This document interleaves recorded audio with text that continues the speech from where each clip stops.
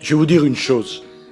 L'Europe, de tous les continents du monde, est le continent le plus brutal où il y a eu les guerres les plus sauvages. C'est pas l'Afrique, c'est pas l'Asie, c'est l'Europe. Et je vais vous dire autre chose. C'est pas au Moyen-Âge, c'est au XXe siècle. C'est en Europe qu'on a exterminé des Juifs. C'est en Europe qu'on s'est battu.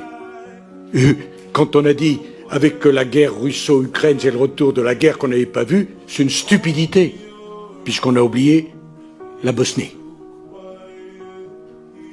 Si vous n'avez pas l'Union européenne, vous avez des affrontements considérables. Et vous savez, dans la politique, il faut avoir des engagements, vous avez du tempérament, il faut connaître l'histoire. Et l'histoire donne une dimension à vos engagements, une couleur à vos engagements. Vous n'êtes pas simplement le produit d'un parti politique ou d'une famille. Vous êtes le produit d'une nation et d'un continent. Notre continent est brutal, sauvage, et peut verser dans la barbarie. C'est pourquoi nous avons décidé, enfin nos prédécesseurs, de construire un modèle d'union fondé sur quoi? Sur le marché. La paix en Europe est fondée sur le marché. Nos pays avaient été ravagés par la guerre, on a décidé de produire ensemble de l'acier et du charbon. C'est le marché qui a fait la paix. Et ne pas comprendre ça, c'est un peu théorique. Deuxième élément, sur l'Allemagne. On est le dindon de la farce. Bon. C'est facile de dire ça et ça n'a aucun sens. Et je vais même vous dire mieux, quand j'étais plus jeune, je trouvais que Jacques Chirac en faisait trop sur le couple franco-allemand. Et moi j'avais théorisé que c'était Paris, Berlin, Madrid, Rome, je voulais élargir. J'avais même pensé aux Polonais, c'était le 5e grand pays à l'époque. Et j'ai changé d'avis. Et j'ai changé d'avis pourquoi? Parce que j'ai vu fonctionner l'Europe. Je l'ai vu parce que je l'ai dirigé, je l'ai vu parce que j'ai siégé au Conseil ECOFIN comme ministre des Finances, au Conseil des ministres de l'Intérieur, au Conseil des chefs d'État et de gouvernement. On ne peut pas parler comme ça. L'Allemagne est indispensable pour le développement de la France et nous sommes indispensables au développement de l'Allemagne. Comme dans toutes les familles, monsieur, il y a des désaccords, il y a des bagarres, comme dans tous les couples. Mais c'est pas pour ça qu'on doit divorcer tout de suite. Vous êtes bien de votre génération. Dès qu'il y a un truc qui ne va pas, on divorce. Voilà. Allez, boum! On fait tout flamber. On fait comme si on était le centre du monde. Vous n'êtes pas le centre du monde. Réfléchissez plus. Vous avez beaucoup de talent, beaucoup de force et ça m'est sympathique. Prenez de l'épaisseur. Ne dites pas ça, parce que c'est faux. Je dis pas ça parce que vous êtes au Rassemblement National. Moi, vous savez, je respecte toutes les opinions. Et après tout, Madame Le Pen a voté pour Hollande. On a le droit d'avoir fait des erreurs dans la vie. Hein? Bon. Donc, il faut dire que je suis pas d'accord avec tout avec vous. Hein? Vous aussi. Oui, oui. Bon. Et donc, bon. Mais ne parlez pas comme ça du couple franco-allemand. C'est trop grave. C'est trop important. Un peu comme le nucléaire, ou plus important. Il faut mesurer ça, parce que des gens sont morts. Hein? Quand on dit la Deuxième Guerre mondiale, c'est fou, il y en a eu 3. Hein? Parce que les gens de territoire de Belfort, exactement, hein? et ils savent parfaitement ce qu'il en était. 3 fois.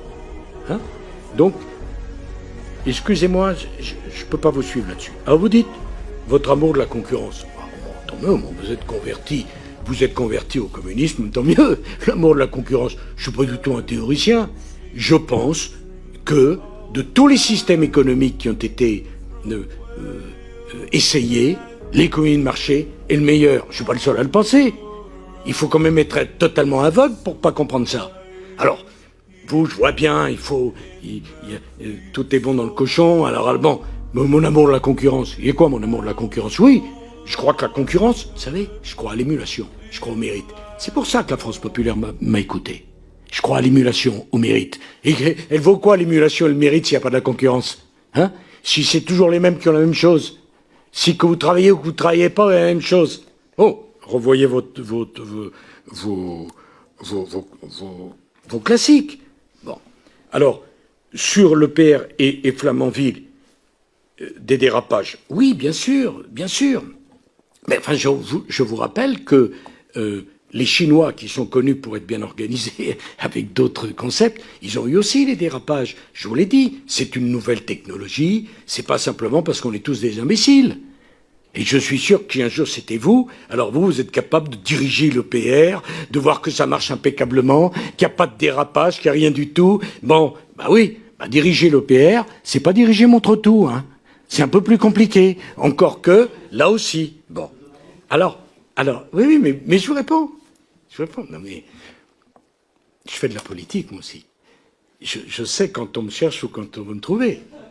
Je vous donne, ne faites pas votre angélique. C'est pas être désagréable que de vous dire ça, au contraire. Je pourrais dire, je réponds pas, j'ai pas entendu. Bon. Alors, vous m'avez interrogé sur la Libye et la décision. Mais c'est pas une décision française, monsieur. La grande différence entre la décision de George Bush en Irak et la décision sur la Libye, vous savez laquelle c'est?